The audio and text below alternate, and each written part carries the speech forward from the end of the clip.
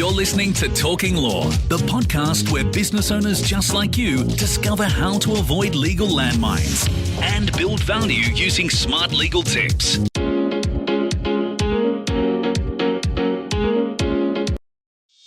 Hi, it's Joanna Oakey here and welcome back to Talking Law, a podcast proudly brought to you by our commercial legal practice, Aspect Legal. Hi, it's Joanna Oakey here and welcome back to Talking Law, a podcast brought to you by our commercial practice, Aspect Legal. Now, joining us for today's episode is Sam Longis, founder of the IT consulting firm Trilogy Resources, which he built from the ground up into a company with more than 300 staff, and that he eventually sold to a listed company. Sam and I first met in his office in Perth about 5 years ago when I worked with him on the sale of Trilogy. His strong work ethic and his leadership skills left an indelible mark in my memory. So I thought it'd be great for us to sit down and chat with Sam to learn from his experience of building up a business and weathering a few storms along the way, because I think this sort of experience is really useful for all business owners and managers to understand. All businesses hit points where things get tough, and it's really great to see what can be achieved if you can make it through to the other side. I had such fun recording with Sam because he has such an interesting story to share. And this episode is one of a number of episodes that I recorded with Sam. So at the end of this episode, I'll let you know where to go to find the others. But in this first episode, we start with a background. I don't usually include personal backgrounds of my guests, but in this case, I thought Sam's story was really useful to understand, as well as very interesting to hear. I personally found it very grounding. Sometimes business really feels tough, but Sam's story is such an excellent example of how riding out the tough times while staying true to your values can result in a business that thrives and, if you're like Sam, can provide incredible satisfaction. So, without further ado, here we go.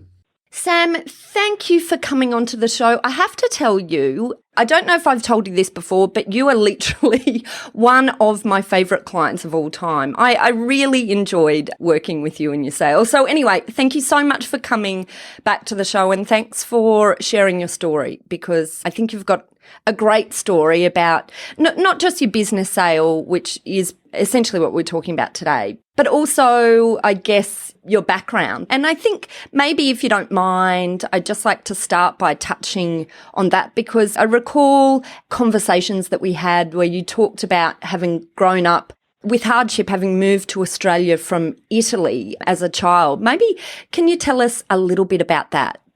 Absolutely, Joanna. And let me tell you, pleasure to hear your voice and pleasure to be talking to you after all this time. Fabulous. Yeah, no problem. Our start, coming to Australia was very hard. My father, sort of after we came in, my father came in 1951, so it's after the Second World War. And it was very tough for Italians, as it was for a lot of Europeans after the war.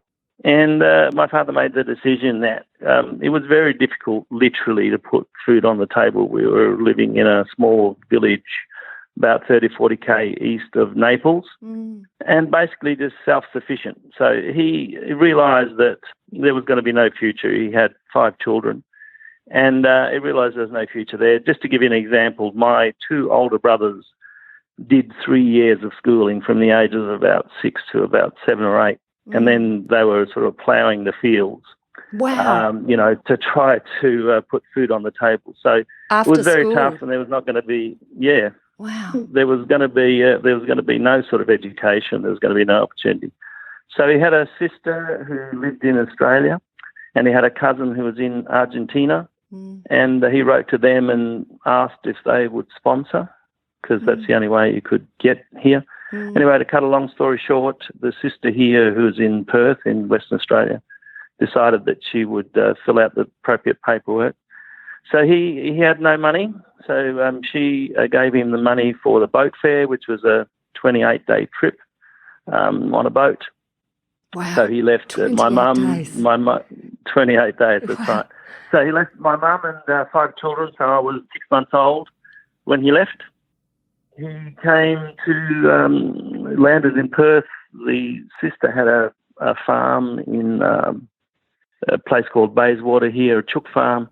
He worked there for a couple of months, couldn't find work, in Perth, moved to a town called 2J, worked for some farmers clearing land with an axe and a mattock, working on the farm, living in a tent for 2 years until he had enough money to pay back his sister for the boat fare, and then had enough money to get the eldest brother, who was 18, to come to Perth to help him. My brother came out another 28 days. They worked together for another 2 years, living in a tent on the land, clearing bush. In 1955, so 4 years later, my mum and the other 4 kids, and that's how I got to Perth. Anyway, wow. it's a very long story, but that's the background of how we got here. Wow, it's just, it's incredible, isn't it, to think about, we live such a blessed life generally here in Australia That's right. today. It's so hard to even contemplate that sort of journey. 4 years. Yeah, it's very 4 years to actually get the family here because we just didn't have enough money. It took that long to amass some money to get my mum, and of course all the time sending some money back. So I think that's probably one of the things that makes me very grateful and very grounded and sort of not forgetting. And, look, for me as a kid, it was never a hardship because we always had food one way or the other. But, yes, it was a very, very different life that I enjoy and a lot of other people enjoy. It's fascinating, as you're talking here, many times I think, gosh, it's a challenge being a working mum, growing a business and having 2 young children, but that's no challenge in comparison to the story you've just told, right? No, and especially for my mum, being back there with 5 kids, of course, Dad is, sending some money over because she had no other income. So, but that's a fairly typical story, I think, from most people who migrated in the 50s is something similar to that. Yeah, very different to today. And so obviously then you went to school in Australia and when did you start your first business then and how did that all come about? Okay. Well, I did all my schooling in the country and then we moved to Perth when I was about 15, 16, because my father again realised that there was not going to be any work in a country town. So I started off, I liked electronics. So I wanted to, in those days, this was early 60s, I had this thing about electronics. And the only thing that was electronics back then was an occupation, I guess, called radio and TV technician. That really was the only electronics in the early 60s. There's no real computers here in Australia back then. So when we moved to Perth, I wanted to do something in that field. However, being a dummy from the country, I didn't realise, we got here in January in 67, and I didn't realise that the apprenticeships had all closed the year before. So when I got here, it was like too late to do that apprenticeship. So I ended up eventually getting a job as an office boy, where I thought I'd do that for a year and then apply the next year to do this apprenticeship. However, by then I was about 16. I thought, I'm just too old to start an apprenticeship now. So I worked for a company called Mount Newman Mining, which actually is BHP Iron Ore today. Right. And here in Perth as their first sort of office boy. And from there, I did a lot of night school, some accounting courses and all sorts of stuff. Ultimately, from there, when I was about 18 or 19, there was an opportunity to, computing was only just starting in Perth, and in Australia, this is probably getting to the early 70s. There's an opportunity to train internally. BHP had their own training schools for computing. There was no really computer degrees back then. They had a program that if you sat for an aptitude test and you showed aptitude, that they would train you. And I sat that aptitude test and was lucky enough to pass. And so I got into computing. So I actually worked for mining for a total of 22 years. Oh, right. Always in computing. So I started in the early days, which was the very early 70s, and I left so I had a very good career in computing, and I was growing. Computing, it was changing every year, so I was actually growing with it, so it was wonderful. And then in 88 was when I actually started my business, and that was in computing. But I'd had all those years in computing, and I figured that I was at the forefront of a particular technology that we were working on at the time, and I thought if I was ever going to leave, and the reason for leaving at the time, by the way, I was very, very happy because there was something new happening every year and it was progressing, and so it was wonderful. The sort of work, the company's attitude towards doing work internally changed, and they were going to start outsourcing things. And I thought at that point my career wasn't going to progress the way it had the last 20 years. And contemplated that for a while, and I thought, if I stay here, sit in a corner, I'm just going to stagnate, and I can't do this. And it wasn't an easy decision to leave. I actually ended up, in the first instance, sort of going contracting, which was risky. I had a wife and 3 children, but, I sat with my wife and told her what was going on, and I said, I just can't stay there. I've always been in a situation where we're always progressing within myself and also in knowledge. And if you're in computing, you need to keep moving forward. So I made the decision to leave.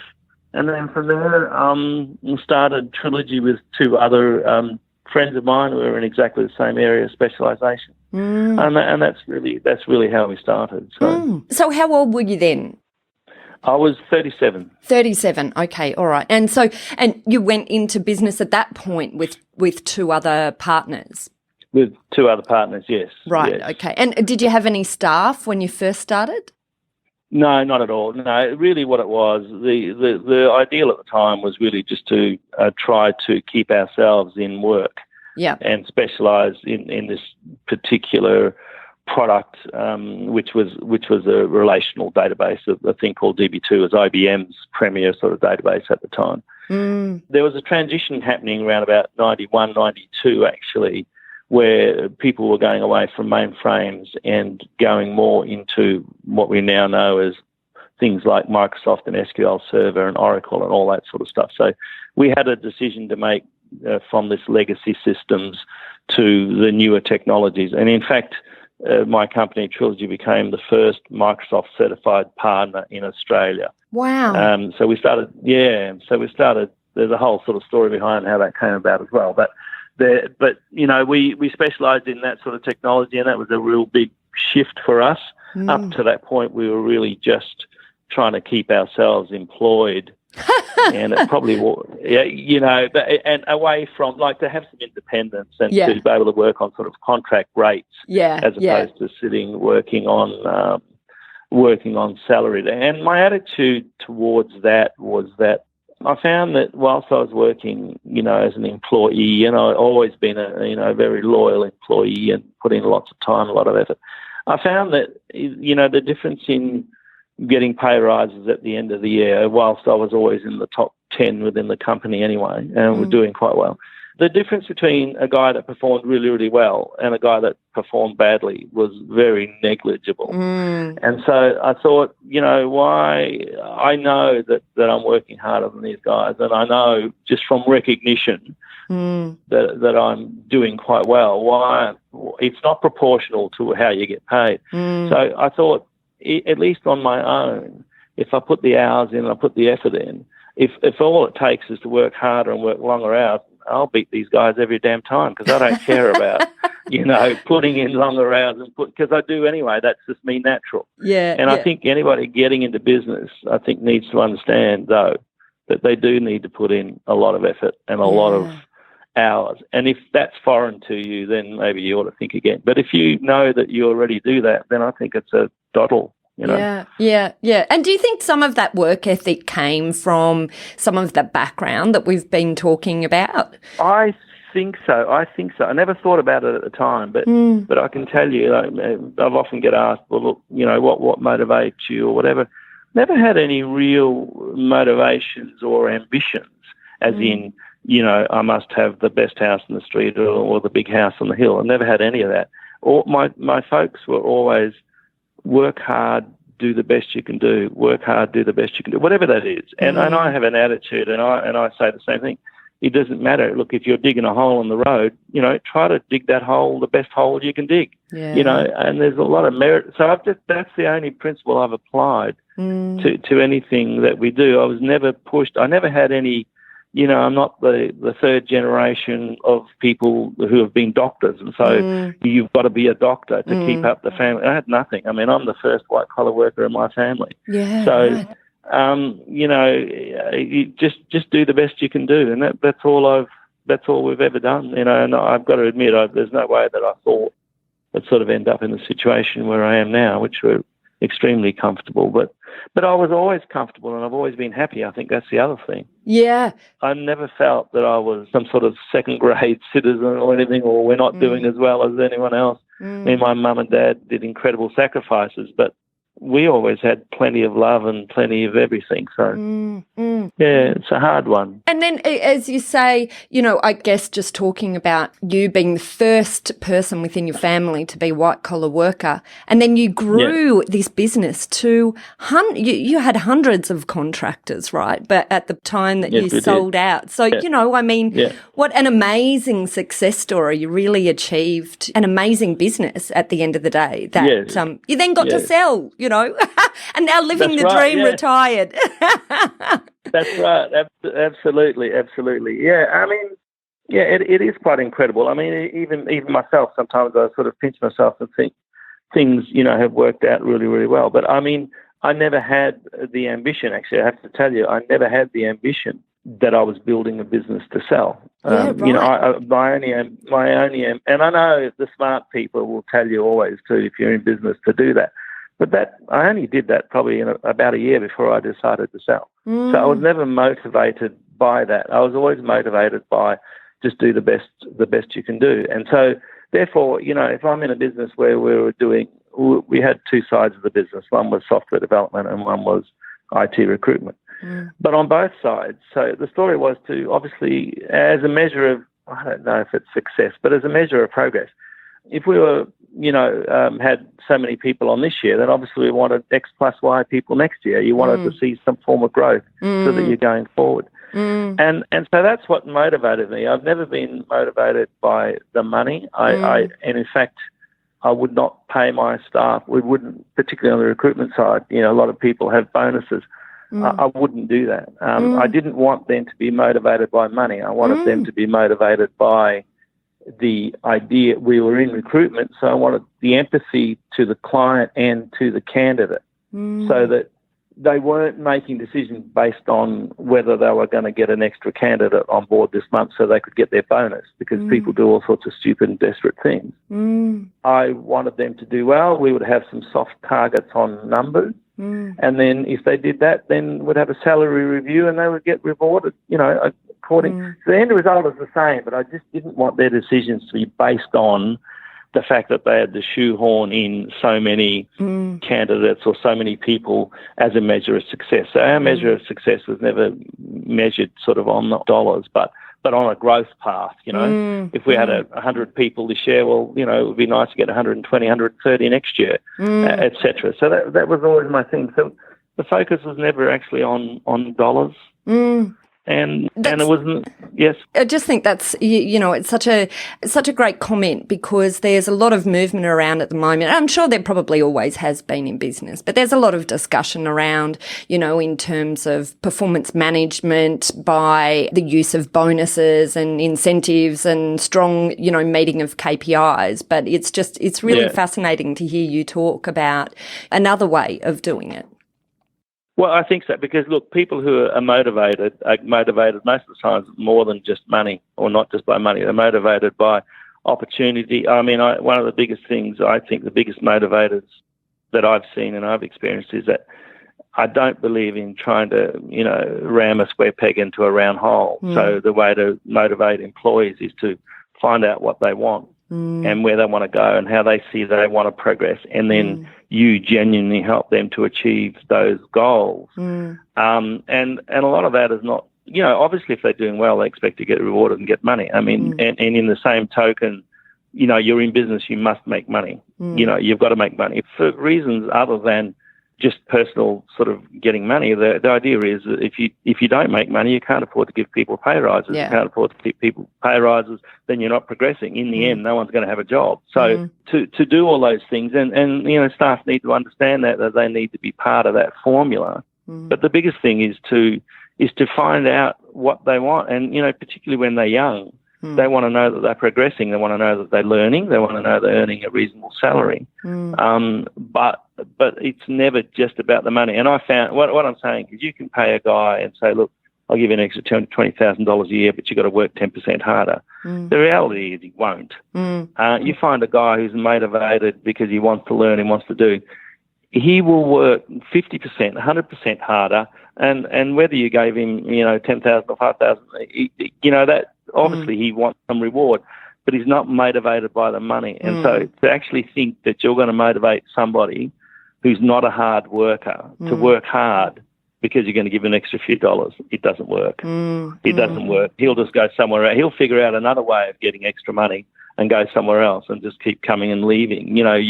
You need to motivate people so that they feel that they are progressing within themselves. And if they are, and they're doing the right thing, and you're guiding them correctly, then they're making money, you're making money, and you can afford to give him some back. So, that's just the way I see it.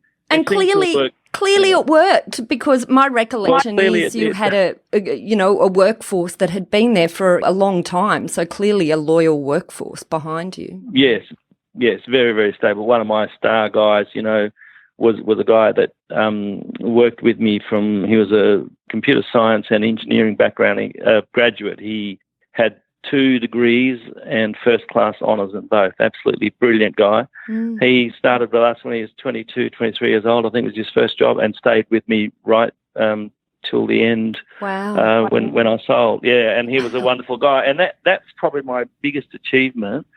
He could have left me 100 times and probably got, at any stage of the game, $20,000, $30,000 a year, probably more salary at any time. Yeah. And he never did. And I think it was a mutual respect thing. I was able to provide him, and especially a bright young bloke, to be able to grow with such a small company when we started, to always be given opportunities and to be giving, opportunity to grow. And that's probably my biggest achievement, I think, what I've done, is to have someone that I was able to have. And he was extremely loyal, and he is one of the guys I'm talking about. He wasn't motivated by money. He was bright. He wanted to do things, and we gave him those opportunities to do it. And, I really struggled to make sure that I was paying him the most that we could possibly pay him. And I knew full well that some of the large, very, very large corporates could have easily paid him $20,000 or more. And he knew it too, but, he was extremely happy. So, yeah, I think that's probably my biggest achievement as far as workforce goes.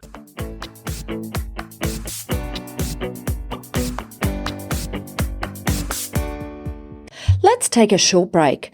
When we come back, Sam talks about 2 particularly difficult times in the business and how he managed through these storms.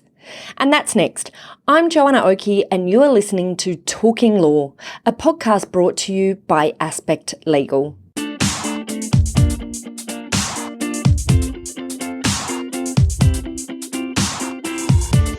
If you're a professional involved in business sales and acquisitions activity, for example, a broker or an accountant, or if you're a business owner looking to expand by acquisition, or if you're building a business to sell in the future, check out Talking Law's sister podcast, The Deal Room.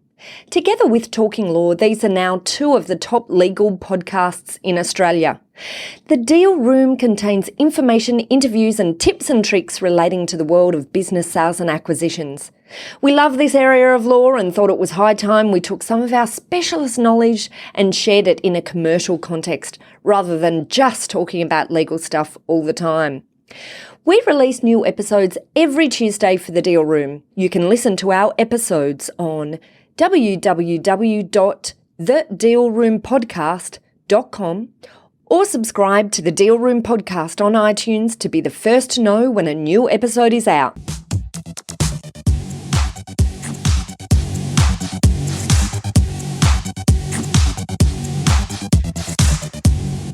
Earlier, we got to know Sam, how his family came to Australia from Italy after the Second World War, How he started as an office boy in a mining company and worked his way up in computing at the forefront of an evolving information technology industry at the time.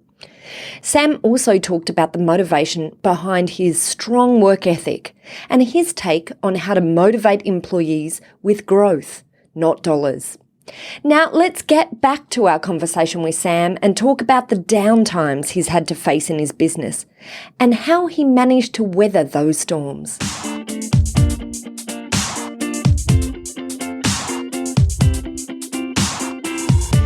Sam, do you remember any particularly hard times for the business? I mean, I guess there must have been serious challenges over all that period of time. Absolutely. There was two very specific ones. One was around about 92, 93. There was a very a serious downturn here in Perth, and I think probably over Australia. Sydney might have happened a couple of years earlier. But here was about 92, 93. In fact, this was, so we'd started in 1988. In 92, 93, the three of us, I'd say there was the three partners, we were all out of work for approximately 12 months. You know, wow. That was, it was extremely, extremely difficult, and everyone was out of work. It was very, very tough just to make things work. I mean, I was spending still a lot of time in the office, and it was one of those things that it's very difficult for some people to understand, that you've got to go in every day, and people saying, what are you going in every day if there's no work? Well, because if you're not searching for work, you don't know when the drought's going to break, and you need to be there, and you don't want to miss the opportunity. So, look, that was tough. Did you have other staff then? Because it sounds like that was about 4 years into this business. No, we didn't really have any staff at that point. It was really just the three of us, but it was just trying to keep ourselves alive in that time. And the only thing that was actually doing it was I'd started, it just came, the actual recruitment side of it. I was never, a recruitment person. And that just happened by accident. I mean, I was a database administrator specialising in this DB2 software. What happened just by chance was that people would ask me when they had a difficult candidate to find, and they weren't happy with recruitment agencies. And because I was in the business and I knew and they trusted me, I found myself sort of telling them where to go, what to do. Eventually, anyway, what happened was I decided that a few of these people are friends of mine, and they said, look, well, if you found me the job, Sam, well, why don't you look after me and pay and all that sort of stuff? And I reluctantly did that. So I had a few, well, it was reluctant because it wasn't an area that I particularly wanted to go in. And I'd seen some horrible examples of some friends of mine who had gone into recruitment and all the horrible and dodgy things that they did to candidates. And so I never really wanted to do that. So I said to my mates, I said, look, I'll do it, but we need to be upfront about what we do and how we do it. And, I need to be able to, there's payroll taxes, there's insurances. So I need to take a certain percentage, and the rest I'll give to you. I'll fight for you and get you the best rate. So I did that. So the bottom line was I had about half a dozen guys on my books. That was really the only thing that was keeping us alive. Right. But it was still very, very tough years because whilst I was doing that side of the business, obviously I was sharing it with my other two partners. Yeah. And they were all out of work as well. And it was at the point where, my wife and I spoke. I was getting harassed by some recruiters in Canberra. There was an opportunity there for my skill set. And I was probably at one point almost, a couple of weeks away from having to leave the family and go and take on that contract, and I was so reluctant. I can remember having conversations with my daughter, who was about 8 or 9 years old at the time, and trying to tell her at night when I was kissing her good night at before bedtime to say, look, Daddy might have to go away for 3 months at a time, and seeing her cry and bawling her eyes out, and I just thought.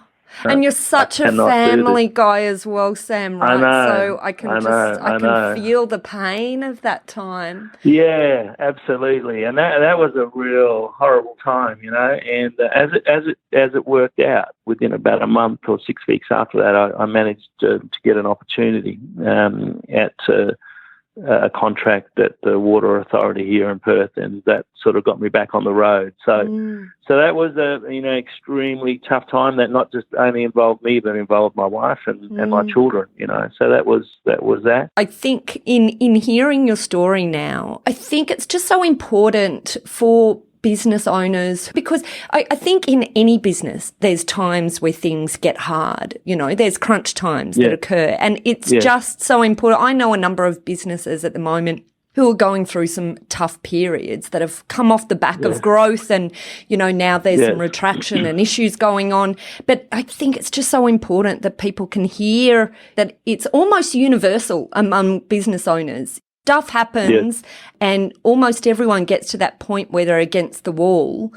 But if you can just hold on, if you're in the right business, but it's not always the right business. Oh, I think that's the point. The point is that, when those things happen, well, first of all, this was really emotional, because it was the sort of thing that, look, if it's just financial hardship, that's one thing. But when it actually impacts to something like this, where it then comes into the family, and invariably it will, and if you've got a tight-knit family, it does. But that also, I think I was not unaware of this when I first decided that I was starting Trilogy. My wife and I sat down and we looked at, and she was always supported me in everything I've done, and I think that's the other key to success, is to have a successful partner. But whilst my wife was always at home with the children, I would not have been able to do any of this without her support, because I was working long hours and a lot of hard effort, but it was always for, the benefit of the family, and we've never lost that.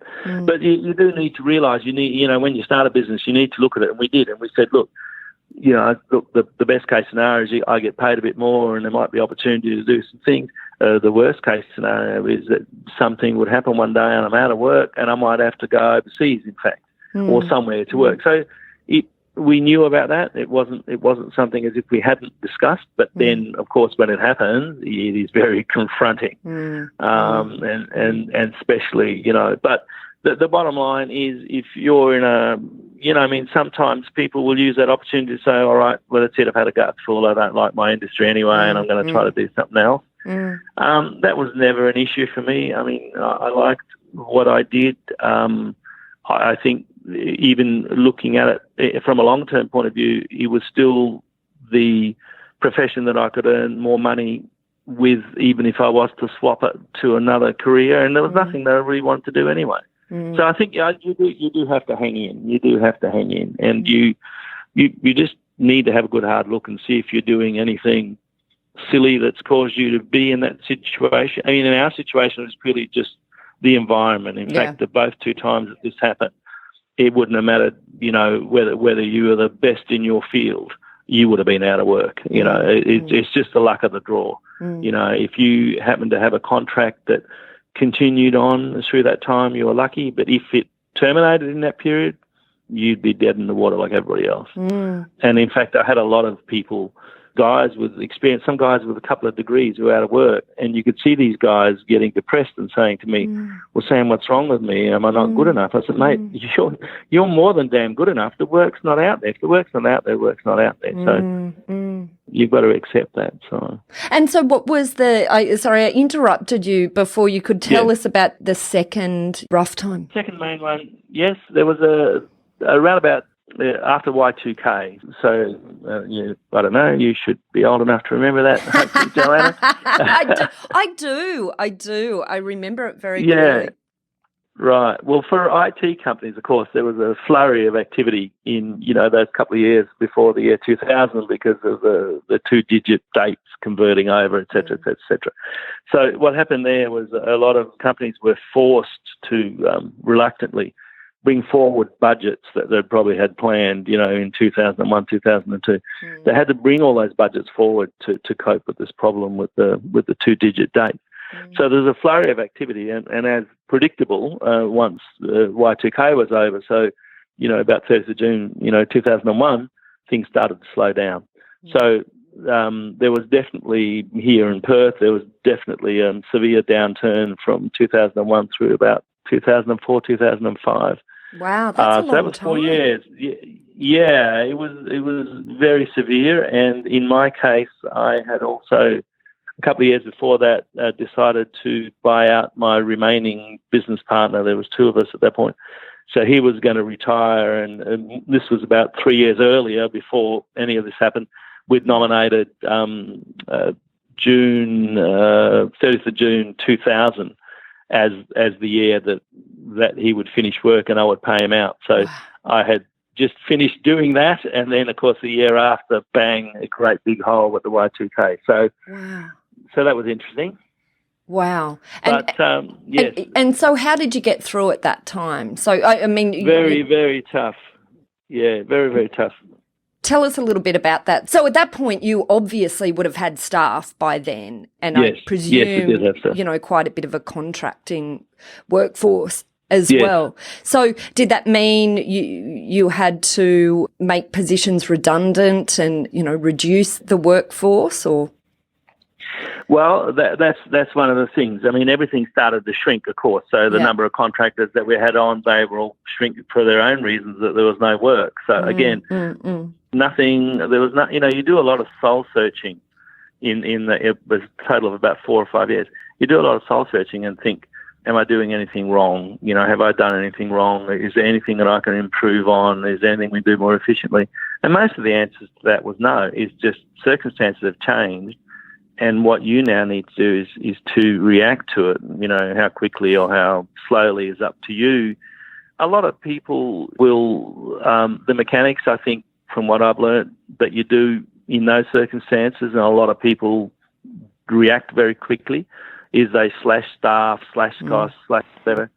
I couldn't do that. I mean, my whole life, everything I've done has been organic. It's just growing slowly, growing, whatever, and my own thoughts as to what I thought how it should be. And I always put myself in the situation of, what would I like to happen if that was me? What would you like do unto others as you would unto yourself? And the thought of just sacking some of my loyal guys, I couldn't do it. Probably to my detriment, in fact, because there probably was some people who probably should have been let go.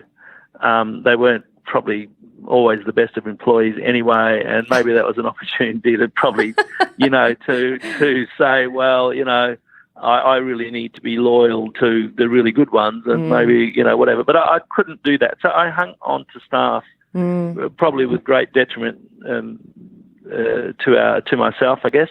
But I can tell you, no, we never retrenched anybody. What I did do is when people left, I didn't replace them. Yeah, right. And you look, some of the people who, the people who understood what we were going through and knew that it wasn't anyone's fault, it's just the way it was. And as far as I was concerned, they always had a job as long as, we could make things work. We would do it. And getting back to my guy who had stayed with me all this time, I mean, he was a guy who could have been easily poached in that time, but he chose not to. He understood what we were doing, and so I never actually retrenched anybody. But in hindsight, I think if you were struggling and you saw, I guess that's what people do. I now understand a little bit better why they do it, because ultimately, if you want to survive, there is serious risk that the whole lot can go under. And if you go under, then it's not just you that's out of work, it's everyone else that's out of work. So there's a bit of a responsibility there, but it just depends on how you view the world. But I was happy to just do it by natural attrition. But there was certainly, in hindsight, some people that, I think, maybe they could have been candidates, but that's just the way it was. Hindsight is a beautiful thing, though, isn't it? Hindsight is a beautiful thing. Well, it is. No, but look, no, I don't regret, though. I don't regret. My decision's always been made with, information you have at hand at the time and your personal attitude towards those things. So I don't regret it. But then I guess turning this into, the sorts of advice that you can see now from your experiences in dealing with those tough times for business owners now that are doing it tough, I guess one of the insights we're seeing is perhaps, take a look at staff and see whether or not there are candidates for, staff that aren't lifting the business up in. Exactly. Look, I think one of the things that I've always had, and I would say to my staff quite a bit, especially when it came to pay rises, was like, you need to be aware, we're a relatively small company here, and it's like what we have here is a combined effort. Imagine a big rainwater tank, and we've got a funnel coming in there bringing water into this rainwater tank. And around that tank, there's about 10 or 20 holes, little quarter-inch holes. Each one of those is an employee. And so there's water draining out of this tank, and there's this big funnel that comes in. Each one of those drips that are taking water out of the tank needs to be responsible to be putting in more water than the drip that they're taking out. And if you don't know or understand that, then what's going to happen is this tank is eventually going to go dry, and you're not going to exist as a drip. There's no water coming out. So you have to put in more than's coming out, and of what goes in, me as a responsible business owner needs to make sure that there's enough coming in to keep us all going, and there's enough each year to give you that little bit extra, which is your salary increase or whatever. So you need to be part of that. If you're only just worried about taking water out, and not worrying about how the world works, about the water getting in there, well then, maybe you shouldn't be here. And I think that's so all my guys felt part of it, and so a lot of the decisions that we would make would be, look, it's not, we would have some opportunities sometimes where there was some work that probably wasn't as desirable that we would want, but if the client was strategic, and if I'd have to make a sacrifice, I would say to our guys, look, I know that the area direction you're going is here, but look, this is not going to be a long time. I need my best man to go in there for at least 3 or 6 months, just establish credibility, make sure, and then we can put someone a little bit more suitable to that position, even though you might be slightly overqualified for it now. Let's do that. And the guys would understand that for their overall benefit and protection, as well as the overall benefit and protection of the company to be able to provide you with the salary and the stability that you want. So that's just one way of looking at it. Sounds like you had some really good communication with your staff. How did you learn this? I mean, did you do any formal education in leadership or management or business skills? No, none at all. It's just self-reflection. I've got to admit, I'm not a heavy sleeper, so I was only asleep about 4 or 5 hours a night anyway. Wow. But, in going to bed at night, especially during those 4 or 5 years, I was just consumed by looking at things and trying to figure out how they work and why they work, and what would I, as an employee, what would I want, and try to explain to people what we're trying to do, and sort of be, like part of a family really, and just sort of say, look, we're all in this together. I'm happy to pay, if some guy came to me and said, look, Sam, I want to earn $100,000 a year, mate, I'm very, very happy for you to earn $150,000. But you need to find a way where your value to the company, where you can bring in at least 2 or 3 times that amount of money. So that, I'm willing to pay you whatever the hell you want. I'd like to see you earn 200,000 or 300,000, but you've got to understand that can't happen if you're not bringing in multiple times more than that. And then, it's up to me then to make sure that we're able to hold on to that money, and that I keep my promises to you as a person who's been able to do that. Well, it's a two-way street. I've got to provide you with opportunity. I've got to provide you with education. I've got to provide you with the guidance to be able to achieve. And your reward for that will be to get your salary you want. My reward is to grow the business, and to then be able to put some of the profits back into you. So, I didn't get that from any courses, or, any 1-minute manager courses. No, I didn't. These were sweat equity in place of sleep conclusions.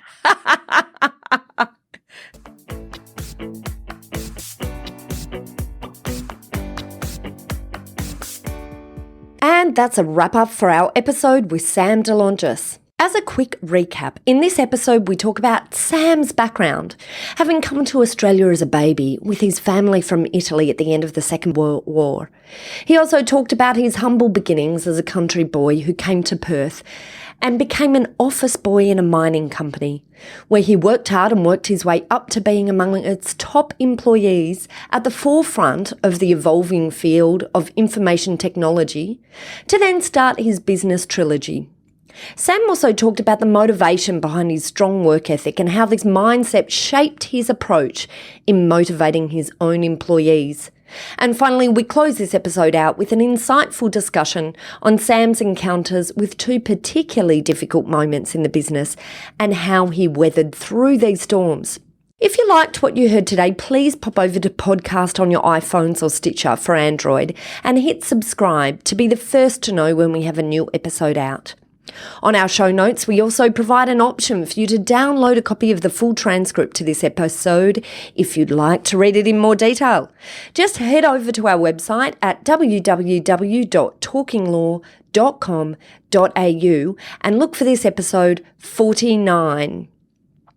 Now, if you'd like to hear more of Sam's story, check out our sister podcast, The Deal Room, for our 3-part series with Sam, where he talks in detail about how he grew his business, his experience going through a business sale process, and his insights on life after sale. I think this is really useful listening for anyone who is growing a business at the moment, because it gives some really down-to-earth insights from the coalface of someone who has been there and done that in terms of many of the issues that you're probably facing in your business, and also shows how it can all be wrapped up in a successful exit at the end of the day. So if you want to hear those episodes, then just head over to our website at www.thedealroompodcast.com and look out for episodes 33, 34 and 35. Or head over to the Deal Room podcast using the search facility within podcasts on your iPhone or in Stitcher or your other players on Android in order to get updates straight to your mobile devices. Well, that's it. Thanks again for listening in. This has been Joanna Oakey and Talking Law, a podcast brought to you by our commercial legal practice, Aspect Legal. See you next time. Thanks for listening to Talking Law. Tune in next time for more smart legal tips and tricks to keep you clear of those legal landmines.